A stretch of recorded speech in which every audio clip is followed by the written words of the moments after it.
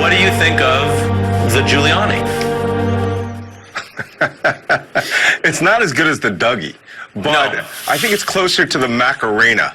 If anybody knows the original Macarena song as it was sung in Spain, where I lived, it was two old guys singing this song about a young woman and who was being thoroughly ignored by the young woman. So this is Rudy Giuliani. He's an old guy, comes on television, he just spouts off what he wants to say. And last night I was dumbfounded when he came out and said he never ever said that anybody had any collusion, and then qualified it within the Trump campaign and then narrowed it down to in coordination with Russian hacking. So it's an amazing dance. It's amazing, and it goes to what people try to understand, and we all spend time doing it, which is there have been deliberate strategies where sloppy Giuliani puts something out, like he did on Stormy Daniels on live TV, because they needed to get it out.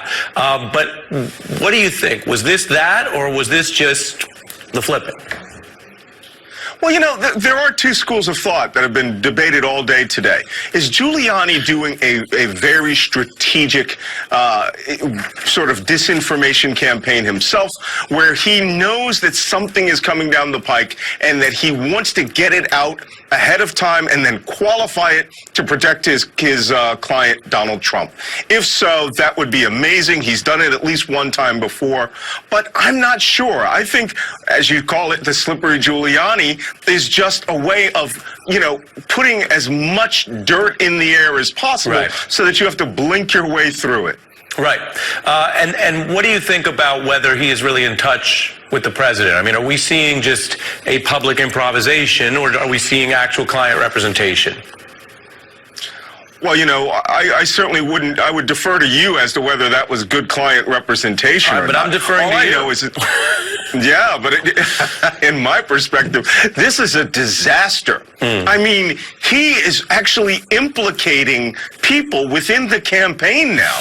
Does he know that someone is about to get in trouble and he's going to throw them under the bus? Is the next thing that he's going to say is, well, the first family may have conspired or colluded with Russia, but it wasn't my client, the president of the United States?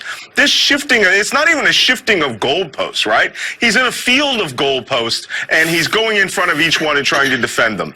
I'm not even sure he knows what he's doing. But if he does know anything, he should know that, you know, some of the coordination that happened between Paul Manafort and his office, he had better hope that the special counsel didn't get a judge to say that they were going to waive that attorney-client privilege due to the crime fraud exception that a lawyer is participating in a criminal cover-up. Yeah, you mentioned the goalposts. If you dance too much around the goalposts, you can get a flag for end zone celebration.